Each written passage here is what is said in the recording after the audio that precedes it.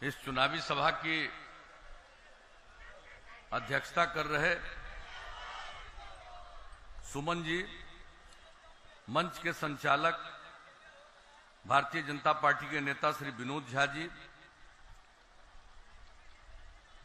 परबत्ता विधानसभा निर्वाचन क्षेत्र से राष्ट्रीय जनतांत्रिक गठबंधन एनडीए जनता दल यूनाइटेड के सुयोग्य उम्मीदवार डॉक्टर संजीव कुमार सिंह जी, यहां उपस्थित जनता दल यू के वरिष्ठ नेता हमारे पुराने साथी पूर्व मंत्री आदरणीय आरएन सिंह जी, इस कार्यक्रम में उपस्थित जनता दल यू के मुख्य प्रवक्ता संजय सिंह जी, हमारे साथ इस कार्यक्रम में आए हुए ललन सर्राफ जी, जनता दल यू के प्रवक्ता श्री शिवशंकर निषाद जी, इस कार्यक्रम में उपस्थित भारतीय जनता पार्टी के नेतागण सर्वश्री विनोद झा जी, नीतीश सिंह जी, मिथिलेश कुमार जी, मनपन बाबा जी, श्रीमती सुमिता देवी राय जी, श्री विपिन कुमार निषाद जी, श्री गुड्डू हजारी जी, विकासशील इंसान पार्टी वीआईपी के नेतागण सर्वश्री हरिश्चंद्र मंडल जी, नरेश मंडल जी, श्रीमती मीना भारती जी, हिंदुस्तानी अवाम मोर्चा हम पार्टी के नेता श्री श्याम सुंदर दास जी, जनता दल यू के नेतागण श्री सुनील कुमार जी, राजीव कुमार जी, राजकिशोर यादव जी, सुबोध साहा जी, ध्रुव कुमार शर्मा जी, अरुण महतो जी, श्रीमती शशिकला देवी जी, राम बालक सिंह जी, अरुण महतो जी, अभय कुमार जी, निखिल कुमार जी, जनाब मोहम्मद उस्मान खान साहब, मणिभूषण राय जी, लाल बिहारी चौरसिया जी, मनोज भगत जी, मुकेश कुमार कुशवाहा जी, अखिलेश सिंह जी और एनडीए के सभी घटक दलों के हमारे सम्मानित नेतागण, मेरे प्रिय साथियों, प्रिंट एवं इलेक्ट्रॉनिक मीडिया से जुड़े पत्रकार मित्रों, छायाकार बंधुओं और इस चुनावी सभा में उपस्थित बहनों एवं भाइयों, इस चुनावी सभा में आज धूप को बर्दाश्त करते हुए भी आप सब लोग शामिल हुए हैं। मैं सबसे पहले आप सब लोगों को हृदय से धन्यवाद देता हूं और आपका हार्दिक अभिनंदन करता हूं। अभी रामानंद बाबू ने और हम लोगों के सुयोग्य उम्मीदवार संजीव जी ने, हम लोगों के प्रवक्ता संजय सिंह जी ने, सब लोगों ने जरूरी बातों की चर्चा कर दी। हम तो आपके बीच में यही कहने आए हैं कि भाई आप लोगों ने हम लोगों को काम करने का मौका दिया तो हम लोगों ने सेवा की है और हम यही आपसे आग्रह करने आए हैं कि आप चाहते हैं आपकी सेवा हम सब लोग आगे करते रहें। हम लोगों के सुयोग्य उम्मीदवार डॉक्टर संजीव कुमार सिंह जी को तीर छाप के बगल का बटन दबा करके भारी मतों से विजयी बनाइए। हम तो यही अपील करने आए। और कौन क्या हम लोगों पर बोलता रहता है, अभी आप लोगों ने चर्चा कर दी है, कौन क्या कहां क्या गड़बड़ करता रहता है, ये तो सबको मालूम है। जिनको न काम करने का अनुभव है न जो काम करना चाहता है, वैसे लोग इस तरह की बात करते हैं। और आप लोगों ने जब हम लोगों को काम करने का मौका दिया तो हम लोगों ने सेवा की है। हम पूरे बिहार को एक परिवार मानते हैं और सबकी सेवा करना हमारा धर्म है। जब से काम करने का मौका मिला, नवंबर 2005 से हम लोगों ने बिहार के विकास के लिए काम किया और न्याय के साथ विकास के लिए काम किया।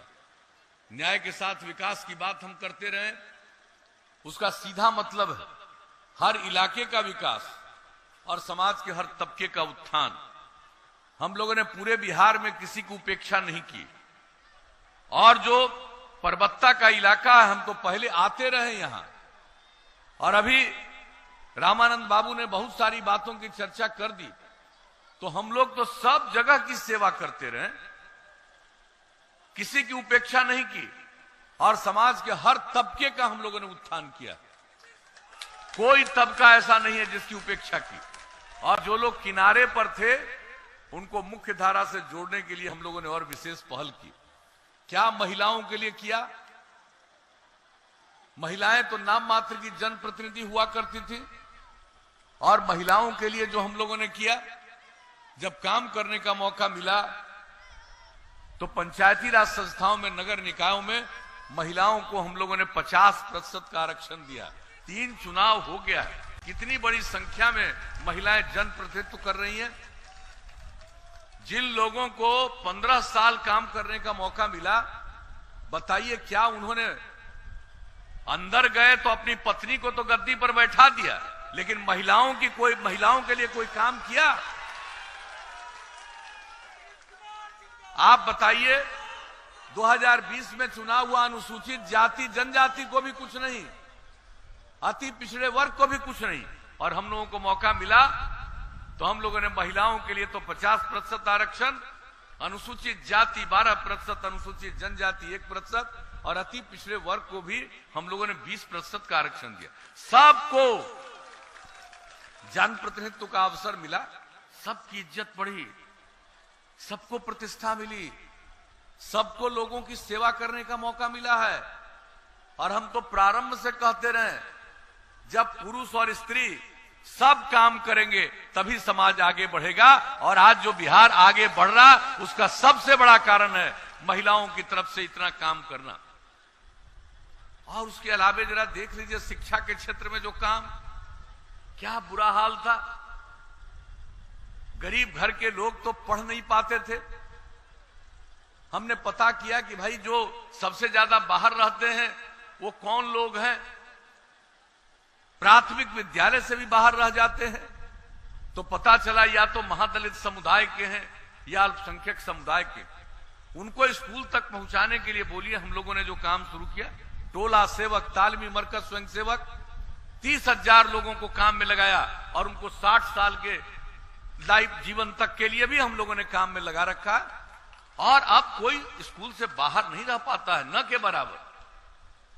लड़कियां कम जाती थी स्कूल, मिडिल स्कूल में हम लोगों ने पोशाक योजना, हाई स्कूल में बहुत कम संख्या थी, हम लोगों ने साइकिल योजना। और आज जान लीजिए कि अब लड़कियों में कितना आत्मविश्वास का भाव आया। साइकिल चलाकर स्कूल जाने लगी, कितना उसके मन में आत्मविश्वास का भाव जगा। और लड़कों ने भी हमसे मांग करना शुरू किया कि अंकल कुछ हम लोगों पर भी ध्यान दीजिए। तो 2010 से उनके लिए भी साइकिल योजना की शुरुआत। लेकिन आप जरा देख लीजिए, पूरे बिहार में इतना बड़ा राज्य, इतनी आबादी का राज्य, और 9वीं क्लास में पढ़ने वाली लड़कियों की संख्या 1,70,000 से भी कम थी। और अब जान लीजिए, लड़का और लड़की की संख्या बराबर हो गई है।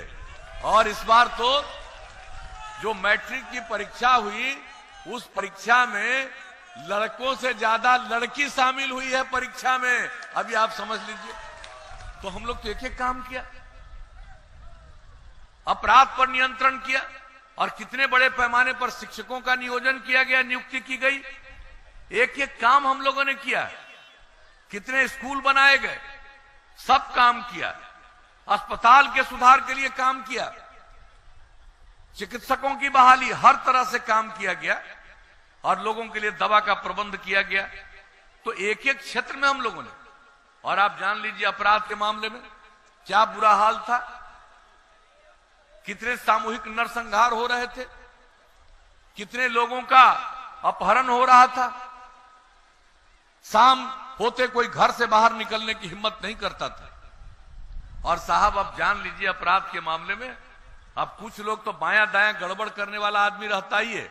यह आदमी का स्वभाव है, कितना भी कोशिश करिए कुछ न कुछ गड़बड़ करने वाला होगा, वो एक अलग बात है। लेकिन इन सब चीजों के बावजूद अपराध के मामले में जो नियंत्रण हुआ, केंद्र सरकार के द्वारा हर साल हर राज्य के अपराध के आंकड़े प्रकाशित होते हैं। जो सबसे हाल में आंकड़ा प्रकाशित हुआ, और उसके हिसाब से आप जान लीजिए इतनी बड़ी आबादी का राज्य, इतना बड़ा राज्य, अब बिहार का नंबर अपराध के मामले में देश में 23वें नंबर पर चला गया। तो हम लोगों ने तो काम किया। आप समझ लीजिए, अब कौन क्या बोल रहा है कि इतना को हम नौकरी लगाएंगे तो क्या करेंगे, सब तो बोगस बात है। वो सब तो यूं ही बोलने की आदत है, कुछ से कुछ बोलना है, लोगों को गुमराह करना, भ्रमित करना। लेकिन जरा बता दीजिए, 15 साल लोगों को काम करने का मौका मिला। क्या बजट था? 2005 का भी बजट देख लीजिए, 5-6 का, तो बजट 24,000 करोड़ रुपए से भी कम का था। और हम लोगों ने धीरे धीरे जो काम बढ़ाया, अब बिहार सरकार का, बिहार का बजट 2,11,000 करोड़ से भी ज्यादा हो गया। तो हम लोग काम कर रहे हैं। हम लोगों ने कितने लोगों को नौकरी दी, कितने लोगों को सेवा का अवसर दिया? 6 लाख से भी ज्यादा लोगों को नौकरी। और इन लोगों ने क्या दिया था भाई 15 साल में? ये आज बात करते हैं, जरा जान लीजिए, 15 साल राज करते रहे ये लोग। और 10 साल 1990 से लेकर 2000 तक बिहार और झारखंड एक था। वो सब को मिलाकर के, यानी 10 साल बिहार झारखंड को एक मान के, और 5 साल जब बिहार अलग हुआ, ये पूरा का पूरा 15 साल में सब जगह मिलाकर के, बिहार झारखंड मिलाकर के, और बिहार में इन्होंने कितने लोगों को नौकरी का अवसर दिया? 95,000 लोगों को मौका दिया। ये जान लीजिए। और बजट का क्या हाल था? विकास का पैसा नहीं खर्च कर पाते थे, कुछ नहीं कर पाते थे। और किस कारण से अंदर गए थे? तो ये सब जान लीजिए कि इन लोगों के पास कुछ है नहीं। और हम लोगों ने जो आपको बता दिया, अब जो वृद्धि का दर हुआ है, राज्य सकल घरेलू उत्पाद, उसके आधार पर जो हम लोगों को काम करने का मौका मिला, उस समय तक बिहार का कुल सकल घरेलू उत्पाद था 76,466 करोड़ रुपया मात्र। और अब बढ़ते बढ़ते अब हो गया 4,14,977 करोड़ रुपया। प्रति व्यक्ति आय में 10.5% की वृद्धि। तो हम कितने बातों की चर्चा करें? हर क्षेत्र में काम, हर क्षेत्र का विकास, सड़कों का काम, कौन सा काम नहीं किया? पहले क्या हाल था भाई? ललटेन का जमाना था। गांव तो छोड़िए, शहर में भी बिजली बहुत कम। पूरे बिहार में, इतने बड़े राज्य में, मात्र 700 मेगावाट बिजली की खपत। और हम लोगों ने बिजली की स्थिति में सुधार किया। और इस बार कार्यकाल में जो हम लोगों ने तय किया, हर घर बिजली पहुंचाएंगे। और 2018 के दिसंबर का लक्ष्य था, अक्टूबर 2018 में हर घर बिजली पहुंचा दिया। अब उसके बाद तो और ज्यादा बिजली लोग ले रहे हैं। अब तो खेती के काम के लिए भी बिजली ले रहे हैं। तो इतना सब काम हो रहा है। और अब बिहार की बिजली की खपत 6,000 मेगावाट से ज्यादा। अब आप समझ लीजिए कितना ज्यादा हम लोगों ने काम किया। अब लालटेन का दौर खत्म हो चुका है। इसलिए एक एक बात हर आदमी को मालूम हो जाना चाहिए। जब भी अब इस बार भी मौका मिला, तो हम लोगों ने क्या किया, जरा सोच लीजिए। महिलाओं को सरकारी सेवाओं में, पुलिस बल में 35% का आरक्षण। कहां महिलाएं पुलिस बल में दिखती थी, लेकिन अब बिहार में कहीं चले जाइए, पुलिस बल में महिलाएं दिखती है। और महिलाओं की संख्या इतनी है जितनी शायद ही देश के किसी और राज्य में हो। तो सब उत्थान के लिए काम। और क्या तय कर दिया साहब? हर जिले में इंजीनियरिंग कॉलेज, हर जिले में पॉलिटेक्निक संस्थान, हर जिले में पैरामेडिकल संस्थान, हर जिले में ITI, हर जिले में GNM संस्थान, हर सब डिवीजन में ANM संस्थान और ITI। इसके लिए हम लोगों ने पूरे बिहार में काम किया। और कितने बड़े पैमाने पर गरीब गुरबा तबके के लोग, अपने बेटे बेटियों को इंटर के आगे जो नहीं पढ़ा पाते हैं, उनके लिए हम लोगों ने स्टूडेंट क्रेडिट कार्ड योजना की शुरुआत की, 4 लाख रुपए तक की मदद। और सबको हम बता देते हैं कि अगर जो नहीं दे पाएगा उसको माफी हो जाएगी, लेकिन आगे पढ़ने के लिए जरूर पढ़ो। एक एक काम, जो लोग आगे नहीं पढ़ेगा लेकिन काम की तलाश में घर के बाहर जाता है, उसको 2 साल तक 1000 रुपया महीने की मदद, स्वयं सहायता भत्ता योजना। और इसके अलावे जो भी युवक युवती हैं, अगर आगे नहीं पढ़ेंगे लेकिन कुछ काम करना चाहते हैं, तो काम करने के लिए जरूरी है नई टेक्नोलॉजी का ज्ञान। तो कंप्यूटर पर काम करना जानना बहुत जरूरी है। तो हम लोगों ने कितने बड़े पैमाने पर कुशल युवा कार्यक्रम की शुरुआत की। 10 लाख लोगों ने 4 साल के अंदर, युवक युवतियों ने प्रशिक्षण प्राप्त किया। आप जरा सोच लीजिए। और सिर्फ हम कंप्यूटर पर काम करना नहीं सिखाए हैं, किस तरह से बातचीत की जाती है, कैसे बातचीत करना चाहिए, कैसे काम करना चाहिए, एक एक चीज के बारे में हम लोगों ने काम किया। जो भी चीज हम लोगों ने कहा उस काम को किया। हर घर बिजली पहुंचा दिया, हर घर नल का जल, और कितना तेजी से काम चल रहा है हर घर नल का जल का, वो काम भी बहुत जल्दी पूरा होगा। और इसके अलावे हर घर तक पक्की गली और नाली का निर्माण, वो तो लगभग पूरा हो चुका। देश भर में हर घर शौचालय यहां भी बन गया। और हम सदैव जब भी यात्रा पर निकलते हैं बराबर कहते हैं कि अगर खुले में शौच से मुक्ति मिल जाए और पीने के लिए स्वच्छ पानी मिल जाए, तो आज जितनी बीमारियां होती है 90% बीमारियों से छुटकारा मिल जाएगा। और पहले का जरा जान लीजिए, बाढ़ आता है और पहले क्या करते थे लोग, कोई आपदा प्रबंधन का काम करते थे। और जब हम लोगों को मौका मिला, हमने आपदा प्रबंधन का काम ही नहीं किया, एक एक काम के लिए स्टैंडर्ड ऑपरेटिंग प्रोसीजर, कब क्या करना है, एक एक काम किया। और हमने शुरू से ही कहा, ये लोग क्या मदद करते थे भाई, हमने तो कहा कि सरकार के खजाने पर सबसे पहला अधिकार आपदा पीड़ितों का है। और हम लोगों ने 2007 से जो काम करना शुरू किया, हर प्रकार से लोगों को जो भी मदद हम लोग करते हैं, तो हर एक क्षेत्र में काम।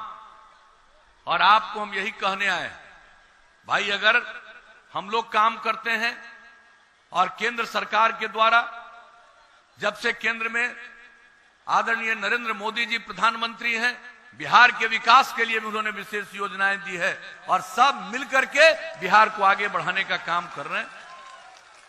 तो हम तो यही कहने आए हैं, अब आगे मौका दीजिएगा, बिहार और आगे बढ़ेगा। और एक बात तो हम आपको कह देना चाहते हैं, ज्यादा वक्त तो नहीं, अभी 5 जगह जाना है। एक कोरोना के कारण जो स्थिति उत्पन्न हुई और चुनाव हो रहा है, उसमें बहुत कम समय के अंदर चुनाव हो रहा, हर जगह जा भी नहीं पाते हैं। लेकिन कई जगहों पर जाना, हम ज्यादा तो नहीं बोल सकेंगे। चुनाव के बाद फिर आएंगे तो जितना आपको कहना है सुनेंगे, और जितनी बात है हम लोग देख करके करेंगे। लेकिन 1-2 बात हम जरूर बता देते हैं कि अगली बार मौका मिलेगा तो हम लोगों ने तो हर घर बिजली पहुंचा दिया, सब जर्जर तार बदल दिया। लेकिन अगली बार मौका मिलेगा तो हर एक गांव में हम लोग सोलर स्ट्रीट लाइट लगाएंगे। रात में अपने घर का बिजली बंद कीजिएगा और पूरे गांव में उजाला रहेगा सोलर लाइट से। ये करवाएंगे कि किसी को किसी प्रकार की दिक्कत नहीं हो घर के बाहर निकलने में। तो ये काम तो करेंगे।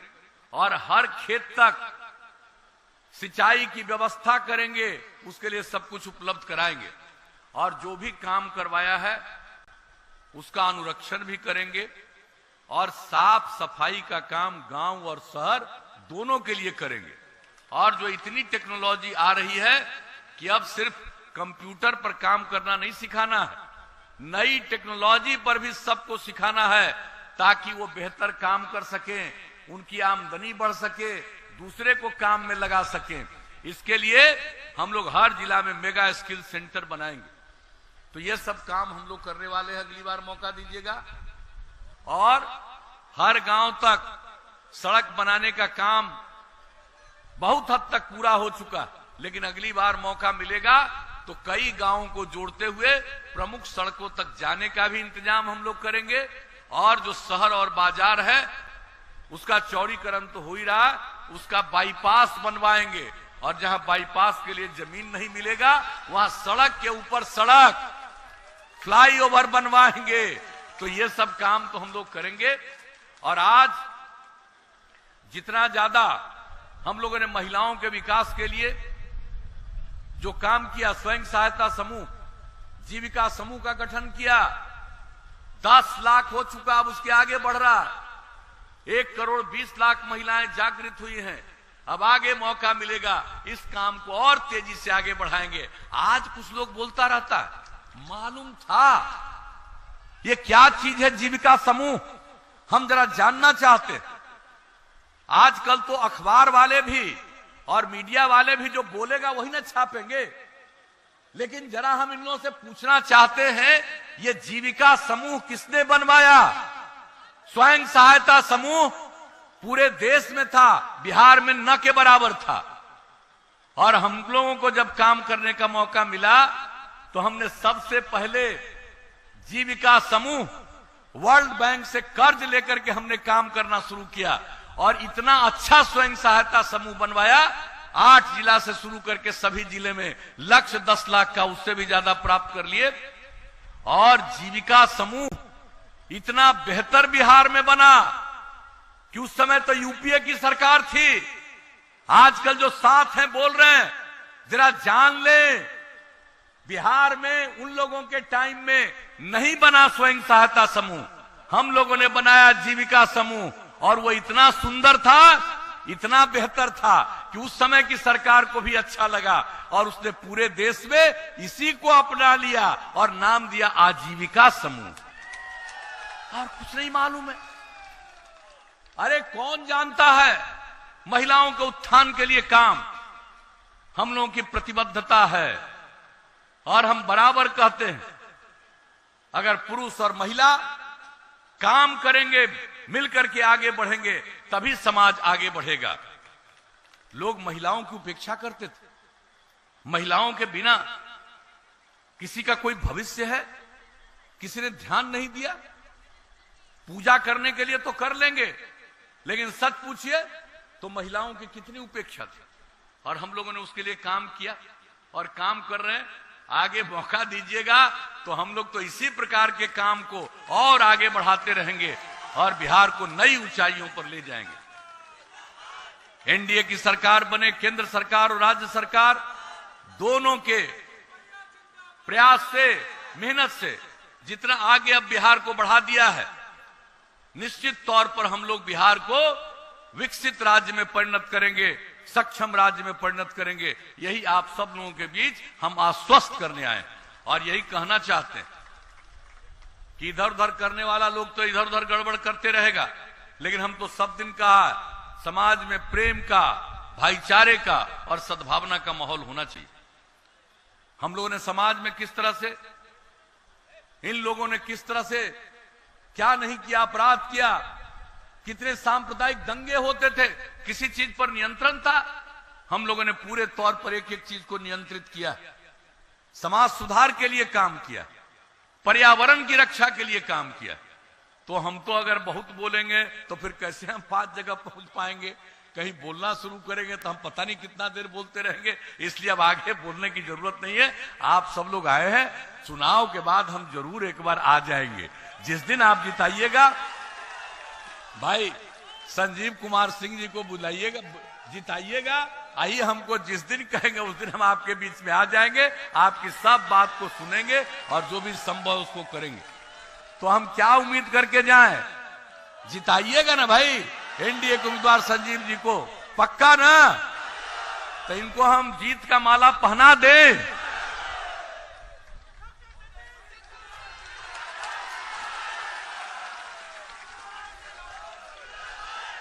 तो आपकी सहमति से हमने जीत का माला पहना दिया और हम आपसे यही आग्रह करेंगे कि आज तक रामानंद बाबू को जितना वोट से जिताते थे उससे भी ज्यादा वोट से इनको जिताइएगा। यही हमारा आप सबसे आग्रह है और आप सब लोगों ने आश्वस्त किया। इसके लिए मैं पुनः आप सबको हृदय से धन्यवाद देता हूं, आपका अभिनंदन करता हूं और अब दूसरे जगह पर मीटिंग में जाने की इजाजत चाहता हूं।